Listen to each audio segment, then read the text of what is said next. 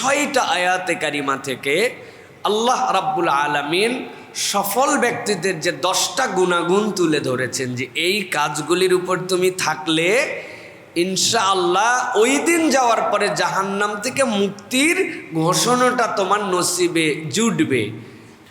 1 নম্বরে আল্লাহ রাব্বুল আলামিন কোরআনুল কারীমের 31 নম্বর সূরা লোকমান, এই লোকমানের মধ্যে আল্লাহ রাব্বুল আলামিন প্রথম থেকে জানাচ্ছেন বান্দাদের জন্য, আলিফ লাম মিম তিলকা আয়াতুল কিতাবিল হাকিম, আমি তোমাদের জন্য যে কোরআনের যেইটার অর্থ তুমি জানো না, যেইটা দিয়ে শুরু করলাম, আল্লাহ বলছেন এইগুলা হচ্ছে প্রজ্ঞাপূর্ণ কোরআনুল কারীমের আয়াত। মনে করো না এইগুলার কোনো মানে নাই, তুমি জানো না, তোমরা জানো না, কিন্তু এর একটা মানে আল্লাহর কাছে আছে। আল্লাহ রাব্বুল আলামিন বলছেন, আমি আল্লাহ রাব্বুল আলামিন যেই কোরআন তোমাদেরকে দিলাম, যেই আয়াত তোমাদেরকে দিলাম, যেই কিতাবের বুঝ দিয়ে তোমাদেরকে বললাম প্রজ্ঞাময় কোরআন, আল্লাহ বলছেন এটা কি জন্য তোমাদেরকে দিলাম জানো নাকি? হুদা ওয়া রাহমাতাল লিল মুহসিনিন। আল্লাহ বলছেন এটা হচ্ছে হুদা, পথ প্রদর্শন। আল্লাহ বলছেন এটা হচ্ছে রহমত। কাদের জন্য? আল্লাহ বলছেন যারা মুহসিন হবে। আল্লাহ এরপরে পরিচয় দিচ্ছেন, ও দুনিয়ার মানুষ, তুমি যদি তোমার পরিচয়টা মুহসিনদের মধ্যে অন্তর্ভুক্ত করতে চাও, আমি এই প্রজ্ঞাপন্ন কোরআনের মধ্যে ছোট্ট 3টা পরিচয় তোমাদের জন্য তুলে ধরলাম। তুমি যদি এর অন্তর্ভুক্ত হও, তোমার নাম আব্দুল্লাহ হতে পারে, তোমার নাম আব্দুল খালেক হতে পারে, মিন্টু মিয়া হতে পারে, নজরুল ইসলাম হতে পারে, কিন্তু আল্লাহর কাছে তোমার নাম মুহসিনের দপ্তরের মধ্যে উঠে যাবে। আল্লাহ রাব্বুল আলামিন বলছেন, আল্লাযীনা ইউকিমুনাস সালাতা ওয়া ইউতুনাজ যাকাতা ওয়া হুম বিল আখিরাতি হুম ইউকিনুন।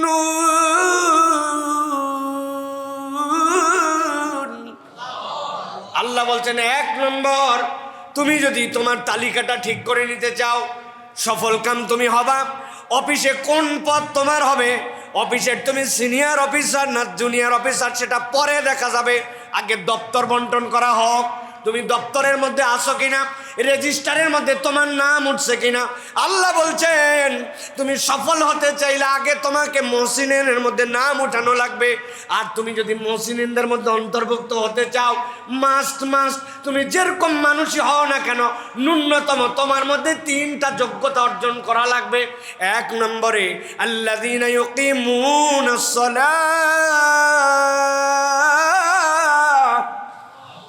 বান্দা তোমার কোনো পরিচয় থাকবে না। 1 নম্বর পরিচয় হবে তুমি দুনিয়ায় যে অবস্থায় থাকো না কেন, তুমি সালাত আদায়কারী, সালাত কায়েমকারীদের দপ্তরে তোমার থাকা লাগবে।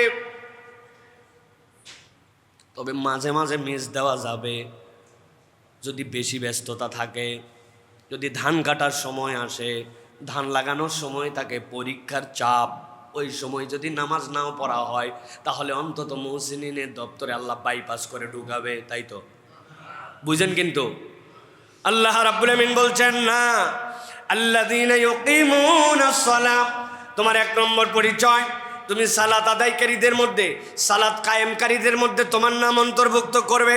2 নম্বরে ওয়ায়ুতুনাজ যাকাত, তোমার যদি সম্পদ আল্লাহ রাব্বুল আলামিন দিয়ে দেন, তাহলে খবরদার ভেবো না সব সম্পদের মালিক বোধহয় আমি। একটা হচ্ছে ঐচ্ছিক দান, আরেকটা হচ্ছে বাধ্যতামূলক। আল্লাহর সম্পদ তোমার কাছে আছে, আল্লাহর সম্পদ কোনটা তোমার মধ্যে আছে। 1 বছর যদি পার হয়ে যায়, নিসাব যদি অতিক্রম হয়ে যায়, 1 লাখ টাকার মালিক তুমি, কিন্তু খবরদার মনে করো না পুরা টাকা আমার। আল্লাহ বলছেন 97,500 টাকা তোমার, আর আল্লাহ বলছেন বাকি ওই 2,500 টাকা তোমার কাছে আছে, কিন্তু টাকাটা আল্লাহর।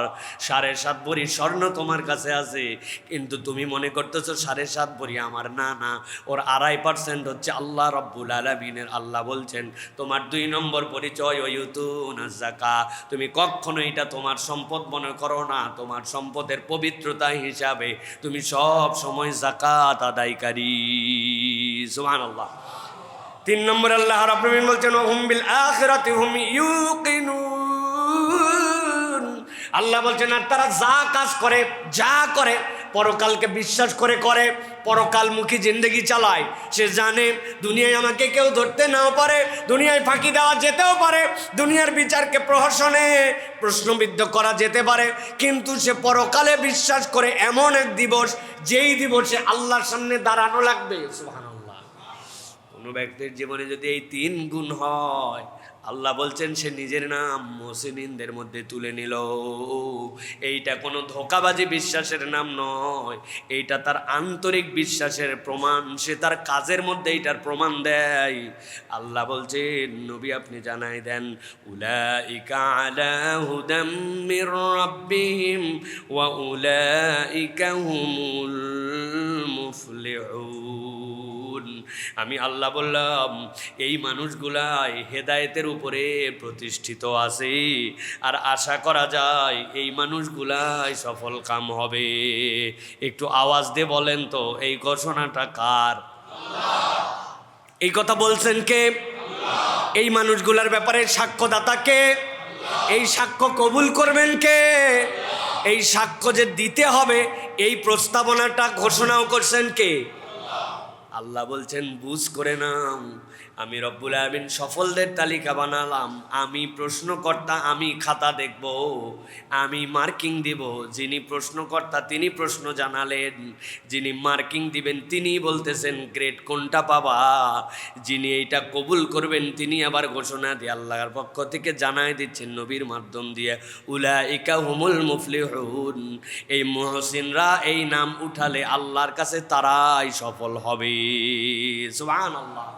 অতএব আমাদের প্রাথমিকভাবে এই টার্গেটে আমাদের জিন্দগিকে গঠন করতে হবে যে আল্লাহ আমার কাছে সম্পদ থাকলে দান করব।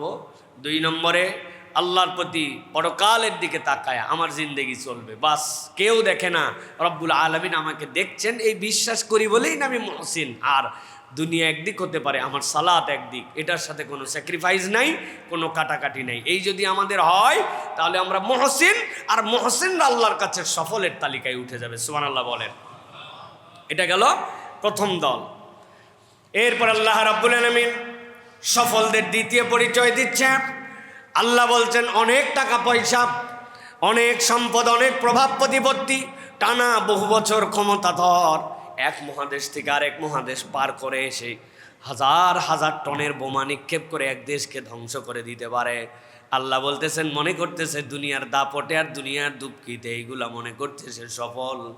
আল্লাহ বলছেন না, সফলদের একটা পরিচয় আল্লাহর কাছে আছে। কি পরিচয়? আল্লাহ বলছেন ওই মানুষগুলাই সফল যারা আল্লাহর ঘোষণা অনুযায়ী সূরা আলে ইমরানের মধ্যে আল্লাহ বলছেন যারা মানুষকে নিজের খাইয়ে নিজের পড়েই অপরকে কল্যাণের দিকে আহ্বান করে, এই মানুষগুলা আল্লাহর কাছে সফল। সুবহানাল্লাহ। আল্লাহ সূরা আলে ইমরান 104 নম্বর আয়াতের মধ্যে তাবৎ দুনিয়ার মানুষের জন্য বলছেন ওয়ালতাকুম মিনকুম উম্মাতুন ইয়াদউনা ইলাল খায়র ওয়া ইয়ামুরুনা বিল মারুফ ওয়া ইয়ানহাউনা আনিল মুনকার ওয়া উলাইকা হুমুল মুফলিহুন।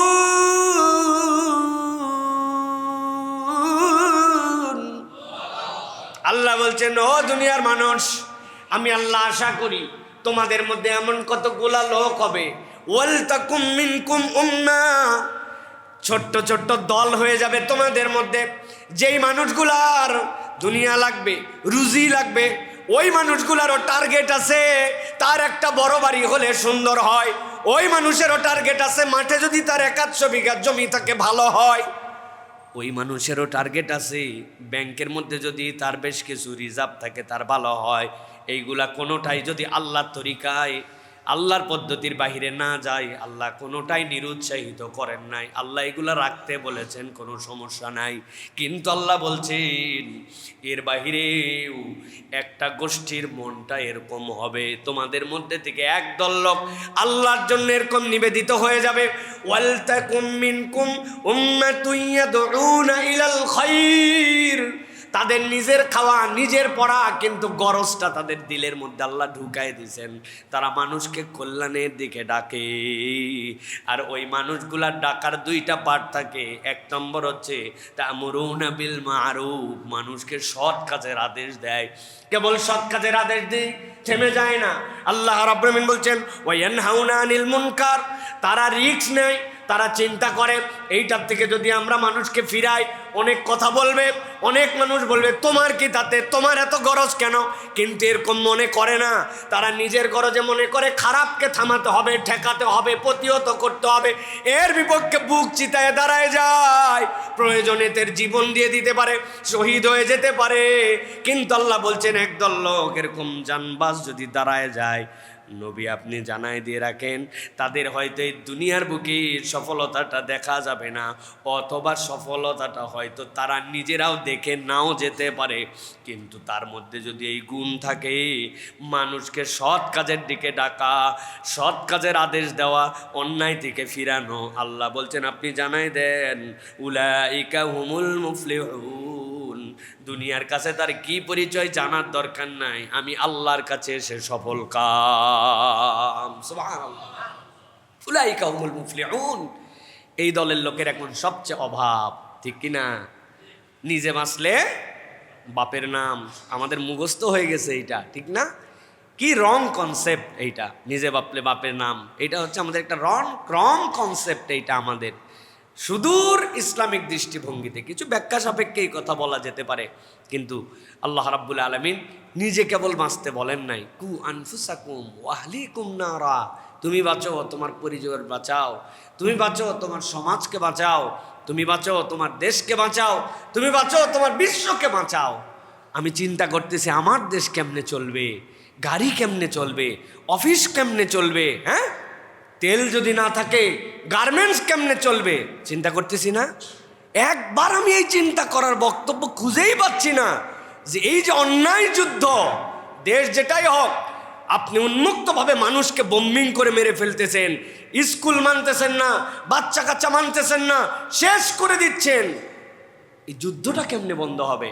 আমার অত প্রভাব নাই, আমার কথা কে শোনে, আমি ক্ষুদ্র এক মানচিত্রের কোণার মধ্যে দেশ, কিন্তু আপনি তো দেশ, আপনি তো মানুষ।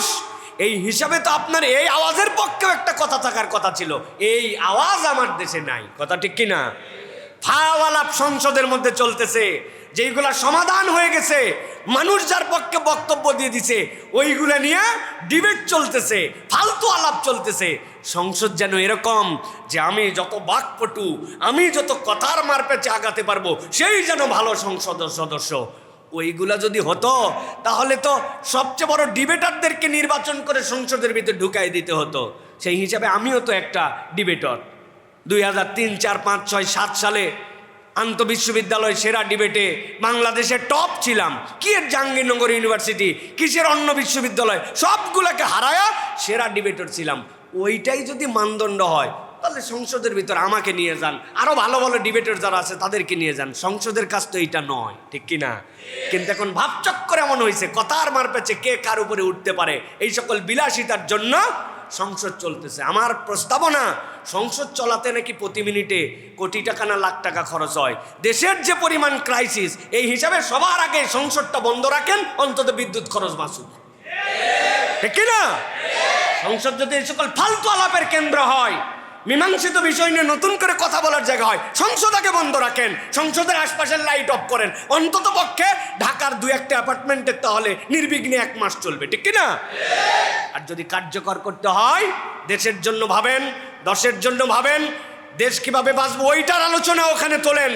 আলোচনা শেষ পর্যন্ত না পৌঁছালেও দেশের মানুষ অন্তত বুঝবে যে আমরা যুদ্ধের পক্ষে নয়, অন্যায় যুদ্ধের পক্ষে নয়, এই সকল মানুষ বিপদে পড়ুক এর পক্ষে নয়, এরকম একটা বক্তব্য দেন। কথা পৌঁছাক কি না পৌঁছাক, দেশের মানুষ অন্তত অনুভব করুক। ফালতু কথার জন্য সংসদ নয়, ঠিক কিনা?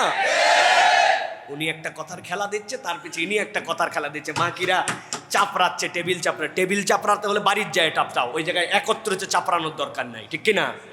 ওখানে টেবিল চাপড়ানো ওয়াজ করার জন্য আসছে নাকি?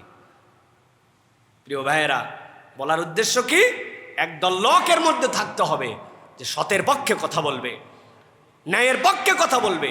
আমার এই কথাও কিন্তু অনেকের গায়ে লাগবে, মনে হয় সরকারের বিপক্ষে বলতেছে। ভাই, সরকারের বিপক্ষে বা বিপক্ষে নয়, বিগত 15 বছর হকের পক্ষে, অন্যায়ের বিপক্ষে আমরা কথা বলছি, ঠিক কিনা?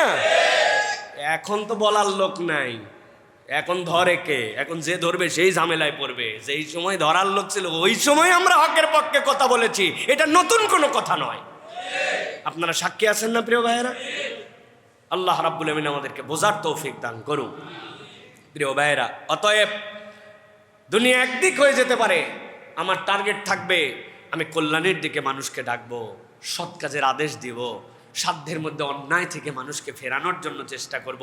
অন্যায় দেখলাম, চিন্তা করলাম আমার সাথে তো হচ্ছে না, আমার এলাকার সাথে তো হচ্ছে না, আমার পরিবারের সাথে তো হচ্ছে না, আমি তো সরাসরি আর ভিকটিম নয়, অতএব হলেই কি আর না হলেই কি। এটা যদি আমার মন মানসিকতা হয়, আপনি বিভিন্ন দলে নিজেকে যুক্ত করে নিতে পারবেন, কিন্তু আল্লাহর দেওয়া উলাইকা হুমুল মুফলিহুন, সফল কামদের তালিকার মধ্যে নিজের নাম দেখা যাবে না। অতএব সফল কামের তালিকার মধ্যে দেখতে হলে নিজের খায় বনের মোষ মাঝে মাঝে তাড়ানো লাগবে, ঠিক কিনা? 3 নম্বরে আল্লাহ রাব্বুল আমিন বলছে, একদল লোক আল্লাহর কাছে সফল কাম হিসাবে নাম লেখায় ফেলবে। সূরা রুমের মধ্যে আল্লাহ রাব্বুল আমিন তার বর্ণনা দিয়েছেন। 38 নম্বর আয়াত থেকে আল্লাহ তার বর্ণনা শুরু করেছেন। আল্লাহ বলছেন, কারা তারা জানো নাকি? যেই মানুষগুলো আল্লাহ রাব্বুল আমিনের কাছে সফল কামের তালিকায় উঠে যাবে।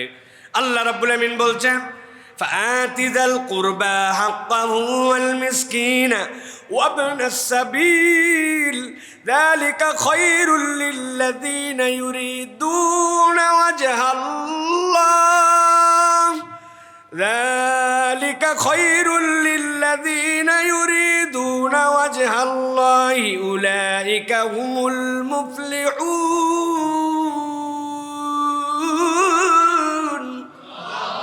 আল্লাহ বলছেন, ও আমার হাবিব, আপনি জানাই দিয়ে রাখেন আপনার উম্মতের ভিতরে একদল লোকের তবিয়ত একটু ভিন্ন রকম হবে। কি তবিয়ত তাদের হবে? অভ্যাসগতভাবে তারা একটু ভিন্ন রকম অভ্যাসের মানুষ হবে। আল্লাহ বলছেন, আতিজাল কুরবা হাক্কাহু ওয়াল মিসকিন, তার যখন টাকা পয়সা থাকবে, রব্বুল আমিন তাকে যখন একটু সম্পদ দিয়ে দিবেন, আল্লাহ বলছেন সম্পদ পাওয়া মাত্র সে তার নিকটাত্মীয়র হকগুলা বুঝাইয়া দেয়, নিকটাত্মীয়র জন্য খরচ করতে শুরু করে। ওয়াল মিসকিন, অভাবগ্রস্ত মিসকিন দেখে সে ফেরত দেয় না। ওয়াবনাস সাবিল, আর যদি কোনো মুসাফির ব্যক্তি যদি বিপদে পড়ে যায় তাকে ফেরত দেয় না। আল্লাহ বলছেন, এই যে খরচ করলো, এই খরচ করতে সে বাধ্য নয়, এই খরচ করা তার জন্য ফরজ নয়, এইটা না করলে আল্লাহ তাকে পানিশমেন্ট দিয়ে জাহান্নামে ঢুকাবেন, এরকমও নয়। কিন্তু তার দিলটা প্রস্তুত হয়ে গেছে, কোথাও একটু দেওয়ার জন্য আহ্বান আসছে, তার সামর্থ্যের মধ্যে আছে, কম সামর্থ্যে থাকলে কমের মধ্যে থেকেই দেয়, বেশি সামর্থ্যে থাকলে কঞ্জুসামি করে না। আল্লাহ বলছেন, প্রথম যে দেয় আতিদাল কুরবা হাক্কাহু, তার নিকটাত্মীয়র হক যেইগুলা আছে সেইগুলা পূরণ করে দেয়। মানুষ জানে এই ব্যক্তির কাছে গেলে, এই ব্যক্তির কাছে চাইলে এই ব্যক্তি কখনো বিমুখ করে দেয় না। মানুষের কাছে তার এই পরিচয়টা হয়ে গেছে। ওয়াল মিসকিনা ওয়াবনাস সাবিল যালিকা খায়রুল লিল্লাযিনা ইউরিদুনা ওয়াজহাল্লাহ। আল্লাহ বলছেন, এটা কেবলমাত্র একমাত্র ওই উদ্দেশ্যের জন্য যেন আমার আল্লাহ খুশি হয়ে যান, আল্লাহর সন্তুষ্টির জন্য, লোক দেখানোর জন্য নয়। সমাজে তার দানবীর পরিচয় হয়ে যাবে, আমার একটা টাকা পয়সা হয়েছে, না দিলে মানুষে কি বলবে, কোন রকম সুনাম সুখ্যাতি কামায়ের জন্য নয়। আল্লাহ বলছেন, ইউরিদুনা ওয়াজহাল্লাহ, কেবলমাত্র আল্লাহর দিকে তাকাইছে, আমার আল্লাহ যেন আমার প্রতি একটু রাজি খুশি হয়ে যায়। আল্লাহ বলছেন, আল্লাহর রাজি খুশির জন্য ক্ষুদ্র থেকে ক্ষুদ্র দানও যদি করে থাকে, আল্লাহ বলছেন, নবী জানায় দেন, উলাইকা হুমুল মুফলিহুন, আল্লাহ সফল কামদের তালিকায় ওই ব্যক্তির নামটাও উঠাইয়া নিবেন। সুবহানাল্লাহি বিহামদি। অতএব প্রিয় ভাইয়েরা, সুযোগ থাকলে দান করার মেন্টালিটি, খরচ করা, নিকটজন, নিকট আত্মীয়, আমি একটা পর্যায়ে চলে আসছি, কিন্তু আমার আত্মীয় স্বজন তাদের খবর আমি আর রাখি না, আমার গ্রামের সাথে আমার কোনো কানেক্টিভিটি নাই, আমি এখন শহরে হয়ে গেছে, জিজ্ঞাসা করে ঈদ করতে কি গ্রামে যান? কার কাছে যাব ভাই, আর ভাল লাগে না, পরিবেশ নাই এই জন্য। অথচ উনি নিজে একটু পরিবেশ বানিয়ে নিতে পারতেন। গ্রামে গেলে দুটা মানুষ হলেও তার দ্বারা বেনিফিটেড হতো, উপকার হতো। কেবল নিজের চিন্তা করে না, নানার দেশের সাথে, দাদার দেশের সাথে, নিজের অরিজিনের সাথে তার একটা সম্পর্ক আছে। এই সম্পর্কটা কি জন্য? আল্লাহকে খুশি করার জন্য। আল্লাহ, এখানে আসলেও আমার কিছু নাই, কিন্তু আশপাশের মানুষ আমি গেলে একটু উপকৃত হয়, এই জন্য আমি এই সম্পর্কটা নির্মাণ করে রেখেছি। এইটা যদি তার মেন্টালিটি হয়, আল্লাহ বলছেন দুনিয়ায় তার হয়তো অত সুনাম সুখ্যাতি হবে না, কিন্তু জেনে রাখো আল্লাহর খুশির জন্য যদি দান খয়রাত করে, আল্লাহ তার নামটা সফল কামদের তালিকায় তুলে নেবেন। এটা গেল 3 নম্বর আয়াত। এবার চলেন 4 নম্বর দল। আল্লাহ রাব্বুল আলামিন নবীজি সাল্লাল্লাহু আলাইহি সাল্লামকে দিয়া সূরা মুজাদালার মধ্যে থেকে আল্লাহ বর্ণনা শুরু করেছেন। 22 নম্বর আয়াত থেকে আল্লাহ বলছেন আরেক দল সফল কাম ব্যক্তি আছে, তাদের কিছু ক্যারেক্টার আছে, তাদের কিছু আচার আচরণ আছে, তাদের কিছু হ্যাবিচুয়েট আছে, তাদের কিছু প্র্যাকটিস আছে। নবী আপনি এই পরিচয়গুলো তাদের কাছে জানায় রাখেন। আল্লাহ রাব্বুল আমিন বলতেছেন সূরা মুজাদালার মধ্যে, উলাইকা কাতাবা ফি কুলুবিহিমুল ঈমান ওয়া আইয়াদাহুম বিরূহিম মিন ওয়া ইউদখিলুহুম জান্নাতিন তাজরি মিন তাহতিহাল আনহারু খালিদিনা ফিহা। আল্লাহ বলছেন একদল লোক, তাদের স্বভাব চরিত্রটা কেমন জানো নাকি? উলাইকা কাতাবা ফি কুলুবিহিমুল ঈমান, তারা তাদের অন্তরের ভিতরে ঈমানকে নির্ধারণ করে নিয়েছে।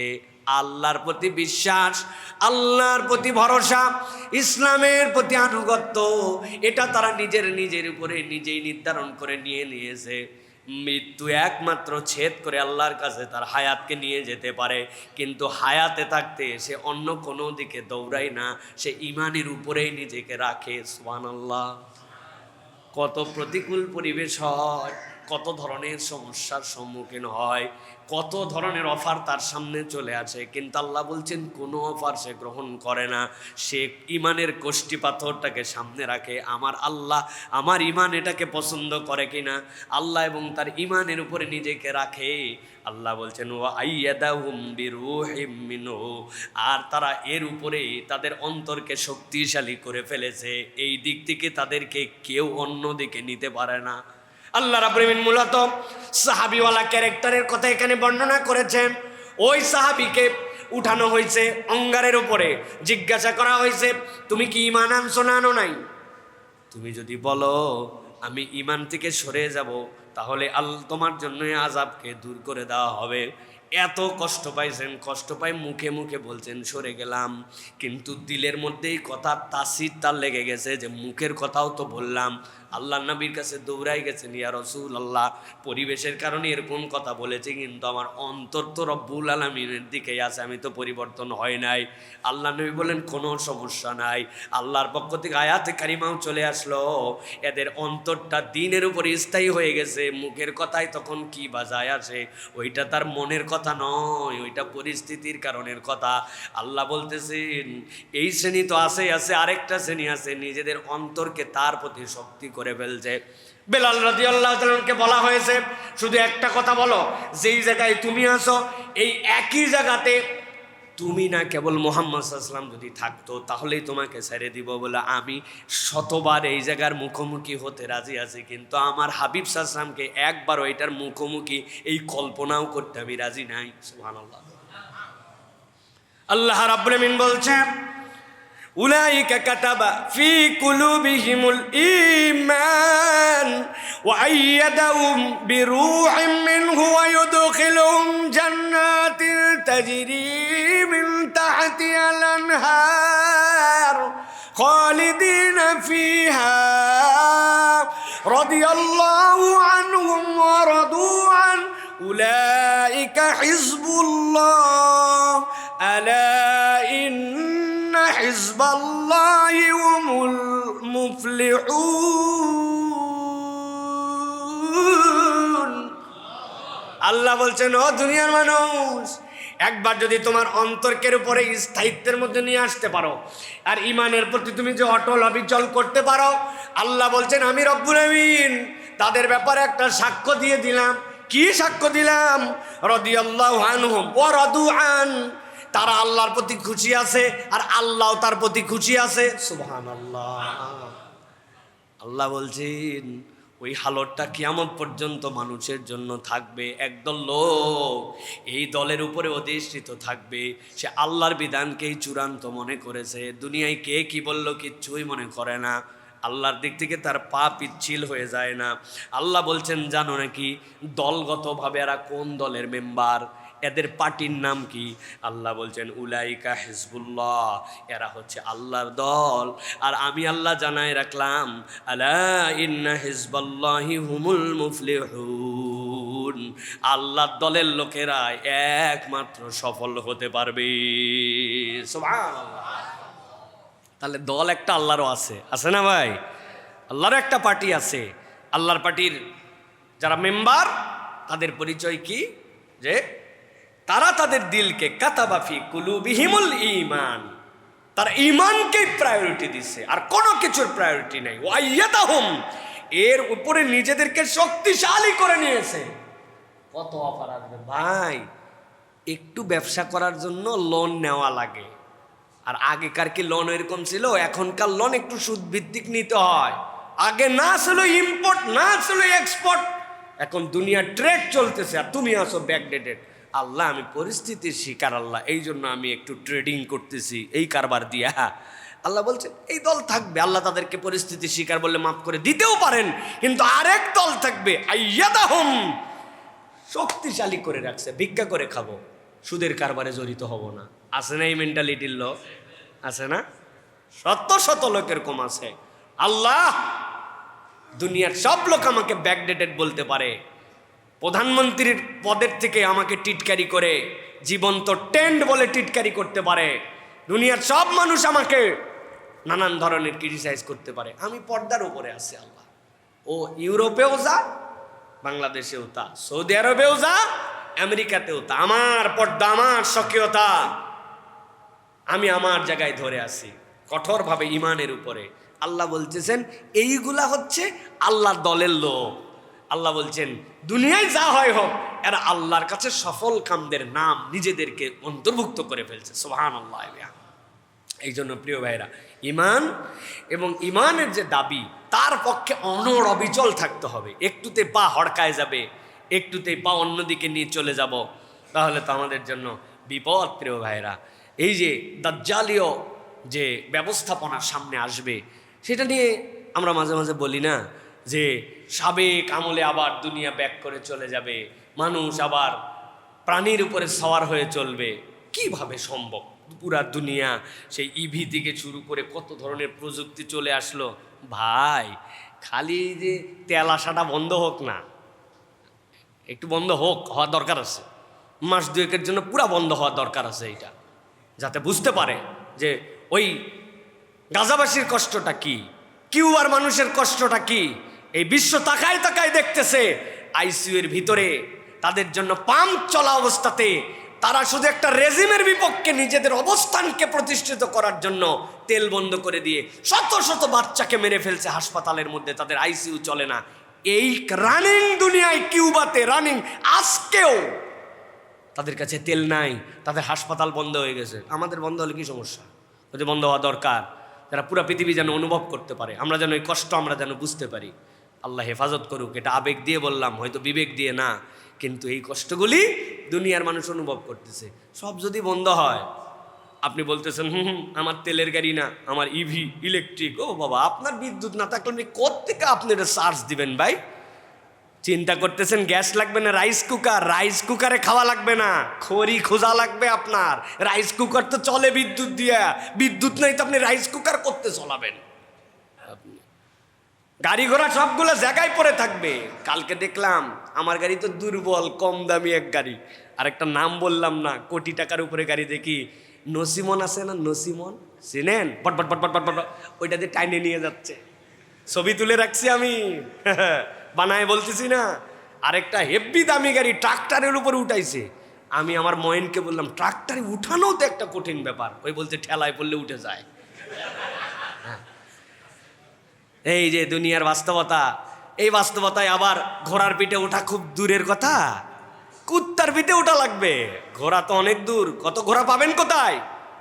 প্রিয় ভাইয়েরা, এই দুনিয়া এরকম হয়ে যেতে পারে। যারা আমরা মনে করতেছি মাশাআল্লাহ এই অবস্থায় আছি, এলা মাইক চলবে না, মুখ দেওয়াজ করা লাগবে, মোবাইল টোবাইল কিচ্ছু থাকবে না, তখন আপনি তখন আবার মুহূর্তের মধ্যে 48 ঘন্টার মধ্যে 100 বছর পিছায় চলে গেছেন, 150 বছর 200 বছর পিছায় চলে যাবেন, ঠিক কিনা? এই সময় আপনাকে একজন বলছে তোমার মোবাইলটা অন করাই দিব আর তোমার গাড়ির তেল দিব, আমার কথা শোনা লাগবে। রাজি না? রাজি না? যা বলবে তাই রাজি। তোমার কথা শোনা লাগবে মানে পা দাও, তলা দাও, গু লাগাই দাও, সাইডে দিচ্ছি, দাও। কারা করবে এইটা? যারা ইমানের উপরে যারা অবিচল থাকতে পারবে না। এই সময়ও যারা সুপরিস্থিতিতে, পজিটিভ পরিস্থিতিতেও যারা আল্লাহর দিকে থাকবে না, ওই সময় ওই মানুষের ইমান রাখতে পারবে না। এটাই বাস্তবতা, ঠিক কিনা? দাজ্জাল আপনাকে যে দেখাবে বৃষ্টি নেমে যাচ্ছে, জান্নাত দেখাই দিচ্ছে, তার হুকুমে আল্লাহ পাওয়ার দিচ্ছে, সব হচ্ছে, আপনি কেমনে ইমান ধরে রাখবেন? সম্ভব না তো। আপনি এখনই তো ইমান বেচে দিবেন। এই জন্য আল্লাহ বলছেন উলাইকা কাতাবা ফি কুলুবিহিমুল ঈমান ওয়া আইয়াদাহুম বিরূহিম মিন। এর উপরে কঠিন বানায় ফেলছে। আল্লাহর দিকই, ভালো পরিবেশেও আল্লাহর দিক, খারাপ পরিবেশেও আল্লাহর দিক। এখন না আপনাকে প্রমাণ দিতে হবে, সব সুযোগ থাকার পরেও আমি আল্লাহর দিকে আছি, তখন না আল্লাহ আপনাকে সাপোর্ট করবে, আল্লাহ আপনার দিলকে মজবুত বানায় দিবে।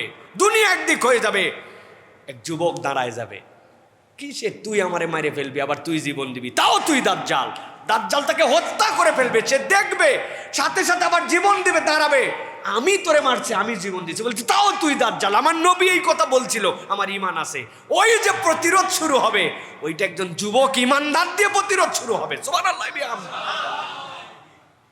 ওটা ওই অপসংস্কৃতি, পশ্চিমা সংস্কৃতির গড্ডালিকায় নিজেকে নিমজ্জিত করে দেওয়া, হ্যাঁ, পরিবেশ পরিস্থিতি অনুযায়ী ইসলাম যতটুকু ভাল লাগে ততটুকু পালন করা, আল্লাহ রসুলের দিক থেকে দূরে সরে যাওয়া, এই মানুষের দ্বারা সম্ভব হবে না। আল্লাহর কাছে দোয়া করেন, আল্লাহ দাজ্জাল আসার অন্তত 200 বছর আগে যেন আমরা দুনিয়ার থেকে ঈমান নিয়ে চলে যাই।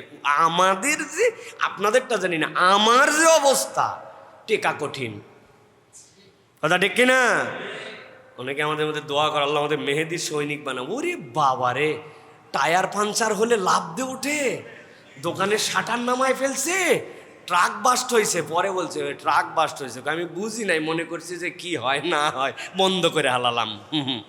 যারা দোকান বন্ধ করে ফেলে, ট্রাক বাস্ট হলে তারা মাহাদির সৈনিক হতে যাবে। আল্লাহর কাছে মাপ চান, আল্লাহ ইমানের সাথে তাড়াতাড়ি দুনিয়ার থেকে নিয়ে নেয়। মাহাদির সৈনিক যারা ওইরকম মজবুত ইমান, তারা যেন হয়, আর আমাদের বাচ্চারা যেন ওই দিকে যেতে পারে, সেই ব্যবস্থা করেন, সেই ব্যবস্থা করেন। আল্লাহর কাছে দোয়া করতেছি না আমরা, রব্বানা হাবলানা মিন আজওয়াজিনা ওয়া যুররিয়াতিনা কুররাতা আয়ুনিন ওয়াজআলনা লিল মুত্তাকিনা।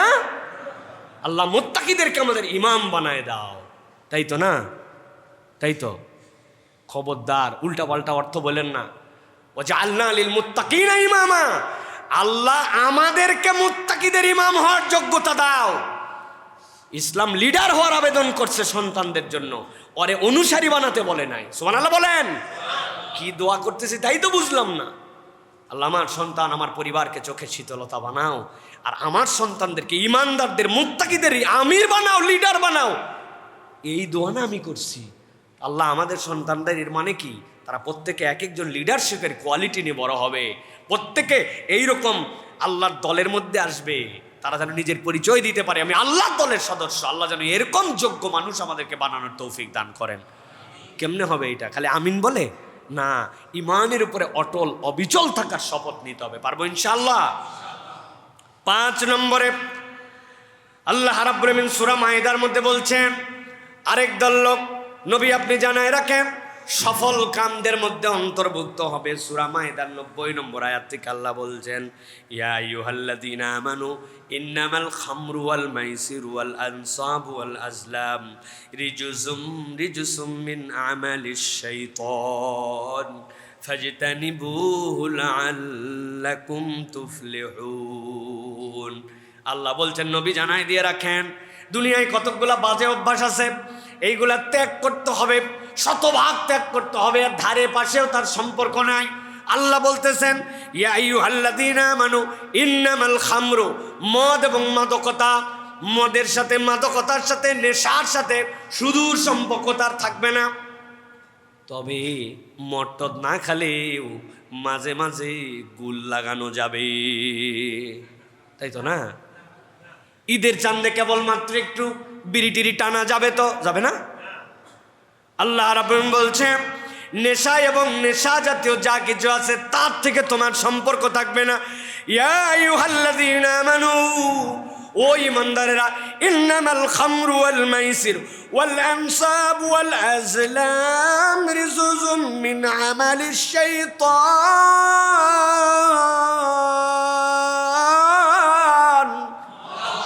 আল্লাহ বলছেন, আমি জানাই দিয়ে রাখলাম, তোমার কাছে পরিষ্কার করে দিয়ে রাখলাম, 1 নম্বরে মদ, 2 নম্বরে জুয়া। আল্লাহ বলছেন ওয়াল আনসাব, ভাগ্য নির্ধারণকারী তীর। তোমরা 10 জন মিলে একটা লটারির টিকিট কাটছো, একজনকে দিয়ে দিছে 40 লক্ষ টাকা, ঢাকার বুকে ফ্ল্যাট। আল্লাহ বলছেন ওই সময় আনসাব ছিল একরকম, এখনকার আনসাব একরকম, লটারি। আল্লাহ বলছেন আর জেনে রাখো, এইগুলা আল্লাহ রাব্বুল আলামিন শয়তানের কাজ হিসাবে সাব্যস্ত করে দিয়েছেন। খবরদার খবরদার, এইগুলা কাজের কাছেও তোমরা যাবা না। আল্লাহ বলছেন যদি তুমি এখান থেকে নিজেকে দূরে সরায় রাখতে পারো, মদ, জুয়া, ব্যভিচার এবং ভাগ্য নির্ধারণকারী তীর, এই যে এই আইটেমগুলো আছে যেইগুলো আল্লাহ শয়তানের কাজ বললেন, তুমি যদি নিজেকে সরাই নিয়ে রাখো, আল্লাহ বলছেন সরাই নিয়ে রাখো মানে আমি আল্লাহ বললাম ফাজিতানিবুহু, দূরে থাকো, এর কাছেও যাও না, এখান থেকে তোমার সম্পর্ক অনেক দূরে থাকবে। আল্লাহ বলছেন লাআল্লাকুম তুফলিহুন, একটা তো করে তোমাকে সফল হতে বলছি, এই বাদ দেওয়ার মধ্যে তুমি গেলেও রব্বুল আলামিন তোমাকে সফল বানায় দিবেন। সুবহানাল্লাহ। বাদ দেওয়ার উদাহরণটা কীরকম জানেন? একটা বাচ্চাকে বলছে যে তুমি এই বাংলাদেশের মানচিত্রটা তাড়াতাড়ি করে জোড়া দাও। বলেন তো বাংলাদেশের মানচিত্র যদি ছিঁড়ে দেয় 1 পৃষ্ঠা A4 সাইজে, এটা জোড়া দেওয়া সহজ না কঠিন? কঠিন। আমাদের মানচিত্র এইরকম করতে করতে প্যাঁচ আবার সমুদ্রের মধ্যে আমাদের লেজ ঢুকে গেছে, ছোট বাচ্চার জন্য কঠিন না? আল্লাহ বেশি সময় লাগায় নাই, অল্পক্ষণের মধ্যেই ওই বাচ্চাটা জোড়া দিয়ে ফেলছে। স্যারের তো মাথা খারাপ, পুরি সুবহানাল্লাহ, তুই কেমনে এটা জোড়া দিলি? কই স্যার আমি তো মানচিত্র জোড়া দেইনি, মানচিত্রের উল্টা পাশে একটা বাংলাদেশের পতাকা ছিল ওই বরাবর, আমি হেলে পতাকাটা জোড়া দিছি, মানচিত্র অটো জোড়া লাগছে। বুঝেন নাই প্রিয় ভাইরা? আল্লাহ রাব্বুল আলামিন সফলের একটা বর্ণনা দিলেন, এই কাজগুলা করো। আরেকটা বর্ণনা দিচ্ছেন, কাজ তো অনেক আছে, বাদ দিবি কোনগুলা? 4টা কাজ বাদ দে, আল্লাহ রাব্বুল আলামিন তোরে সফল বানায় দিবেন। সুবহানাল্লাহ। অধিকাংশই আমরা এগুলা কাজ থেকে দূরে আছি, কিন্তু প্রকারান্তরে ডাইনে বামে কোনা ইচ্ছা হয়ে আমরা আবার এর মধ্যে জড়িত হয়ে যাই। আমরা এগুলা কাজের সাথে কম বেশি নিজেদেরকে সম্পৃক্ত করে ফেলে। অতএব কোনো অজুহাতে কোনোভাবেই এইগুলার সাথে আমাদের জড়িত হওয়া যাবে না। সর্বশেষ আল্লাহ রাব্বুল আলামিন বলছেন, দুনিয়ার চূড়ান্ত সফল মানুষদের একটা পরিচয় আছে। সূরা নূরের ভিতর আল্লাহ তার বর্ণনা দিয়েছেন। সূরা নূরের 31 নম্বর আয়াত থেকে আল্লাহ ধারাবাহিকভাবে তার পরিচয় দিয়েছেন। আল্লাহ বলছেন, আমি রব্বুল আমিন সফলদের তো তালিকা দিলাম, তবে চূড়ান্ত সফল হতে হলে তোমার একটা চূড়ান্ত গুণ তোমার মধ্যে থাকা লাগবে। আল্লাহ বলছেন, ওয়াতুবু ইলাল্লাহি জামিআ আইয়ুহাল মুমিনুনা লাআল্লাকুম তুফলিহুন। আল্লাহ বলছেন, ও দুনিয়ার ইমানদারেরা, তুবু ইলাল্লাহি জামিআ, তোমরা বিচ্ছিন্নভাবে আল্লাহর দিকে ফেরত এসো না, তোমরা সবাই মিলে আল্লাহর দিকে তওবা করো। আল্লাহর দিকে তওবা করার ব্যাখ্যা আপনাদের কাছে বহুবার দিয়েছি। আল্লাহ নিজে কোরআনুল কারীমের মধ্যে ব্যাখ্যা দিয়েছেন, তুবু ইলাল্লাহি তাওবাতান নাসুহা। আল্লাহ বলছেন এই তাওবা নাসুহা মানে ভাঙা সম্পর্ককে জোড়া লাগানো। ব্যাখ্যা পড়ে দেখবেন তাফসীরের মধ্যে আমাদের মুফাসসিররা ব্যাখ্যা করেছেন, এটা যদি নাসাহাতুন থেকে আসে আর যদি নাসহাতুন থেকে আসে তার অর্থ কি হবে? পচা কাপড় দিয়া আপনার আম্মা, আপনার আমার নানি দাদিরা নাতিদের জন্য কাঁথা বানাইছিল, যেই কাপড় টান দিলে পরপর করে ছিঁড়ে যায়। কিন্তু যখন 3 তক্কায় এক জায়গায় করে ছোট ছোট সেলাই দিয়েছে, 6 মাস বাচ্চা প্রস্রাব পায়খানা করে, ওই কাঁথা ছিঁড়ে না। ঠিক কিনা? আল্লাহ বলছেন তোর সম্পর্ক আল্লাহর সাথে ভেঙে গিয়েছিল, কিন্তু আবার জোড়া লাগা। একাই না, সব মুসলমান মিলে ভাঙা সম্পর্ক আল্লাহর দিকে জোড়া লাগাও। আর নাসাহা মানে আল্লাহ রাব্বুল আমিন বলছেন তুমি তোমাকে পাকা করে ফেলো, ঝালাই করে ফেলো। সোনা গোলায় যেরকম মূল জায়গায় ফেরত আসে, আবার তোমার পাপ, পঙ্কিলতা, অতীতের জীবন, পূর্বের ভুল, ইচ্ছায় অনিচ্ছায় সবগুলার থেকে তওবা করে আল্লাহর কাছে চলে আসো। আল্লাহ বলছেন সব মানুষ সব গুণে গুণান্বিত হতে পারবে না, কিন্তু ইমানদারেরা যদি আল্লাহর কাছে একবার ফেরত আসে আর নিজেকে একবার যদি আল্লাহর কাছে রুজু করে দেয়, আল্লাহ বলছেন আইয়ুহাল মুমিনুন লাআল্লাকুম তুফলিহুন, আশা করা যায় এই তওবা তোমাকে সফল বানায় দিবে। সুবহানাল্লাহ। অতএব প্রিয় ভাইয়েরা, খুব সংক্ষেপ আলোচনা, প্রত্যেকটা পয়েন্ট ধরে ধরে দীর্ঘ কথা বলার সুযোগ আছে, কিন্তু আজকে এবং জুমা পূর্ব অধিবেশনে শিক্ষিত মানুষের কাছে অল্প কথায় যথেষ্ট। আশা করি যে গুণগুলার কথা বলেছি খুব কঠিন কিছু না। একটু যদি আমরা ঠান্ডা মাথায় আবার যে চিন্তা করি, আলোচনাগুলো যদি আবার সুযোগ পাই কোথা থেকে শুনে নিয়ে যদি একটু নোট করি, করে যদি প্ল্যান করি যে এই কয়টা ভালো এই কয়টা খারাপ, দেখি না তালিকা দিয়া আমি কেমনে ভালোর দিকে চলতে পারি, কেমনে আমি একটু আমার জীবন পরিবর্তনকারী সিদ্ধান্ত নিতে পারি। আমাদের সমস্যা, বক্তাও চিন্তা করে, ওয়াজ আজকে করছি মাশাআল্লাহ, আলোচনার মতো একটা আলোচনা হয়েছে, জনগণ বলে শুনে যার শান্তি পাইছে, দিলটা জুড়ায় গেছে, জুমার বক্তব্য তো এরকমই হওয়া লাগে, এইরকম প্রশংসা করে গেছে। বক্তাও সফল, শ্রোতাও সফল, তাই তো না ভাই? না ভাই না, আমাদের একটু নিজেদের জীবনকে নতুন করে একটু অ্যানালাইসিস করে আমরা যেন সামনের দিকে এই সিদ্ধান্তগুলো নিজের জীবনে বাস্তবায়ন করতে পারি। আল্লাহ যেন সেই তৌফিক দান করেন।